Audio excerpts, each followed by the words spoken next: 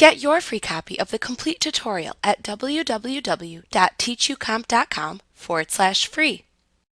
If you are not connected to an Exchange server, then you probably use a PST folder for your inbox and other Outlook folders.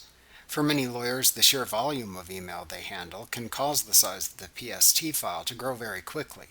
This lesson covers some tips that you can use to ensure your PST folder size remains manageable so Outlook will respond more quickly when using it. The first tip is to use the auto-archiving feature of Outlook, which moves email from your inbox and its related folders to keep in a separate PST file.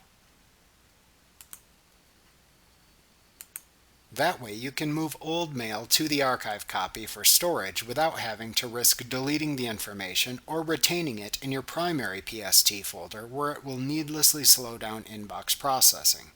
You can archive mail either manually or automatically and set the retention policy for the email. Also note that you can create and use multiple archive folders if needed. For example, you could create archive folders for each year. If you need to review the process of auto-archiving email, please review Lesson 12.2, Setting Auto-Archiving for Folders, in an earlier chapter of this tutorial. To review manually running an auto-archive and also review other tips for reducing your mailbox's size, please review Lesson 14.6, Mailbox Cleanup, in an earlier chapter of this tutorial. Another tip for managing your PST file size is to remember to empty your deleted items folder. Remember that items that you delete are moved into the deleted items folder where they are saved by default until you choose to empty the folder. Items saved into the deleted items folder still increase the size of your PST file.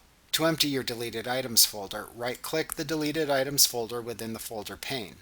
Then select the empty folder command from the pop-up menu. Another tip for reducing file size is to delete unnecessary items from your sent items folder.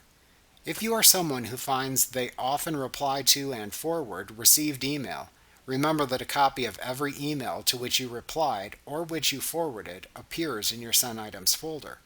If you do not need to keep these items, you can open the Sent Items folder and then delete any sent items you no longer need. This can also greatly reduce your PST file size, as many users forget they keep copies of all these emails. Once again, after these emails are deleted from the Sent Items folder, they are then moved to the Deleted Items folder. So be sure to empty the Deleted Items folder when you are finished to permanently remove them from your PST file. If you follow these tips, you should have a PST file that is a manageable size and is quick and responsive when using Outlook. Like what you see? Pick up your free copy of the complete tutorial at www.teachucomp.com/free.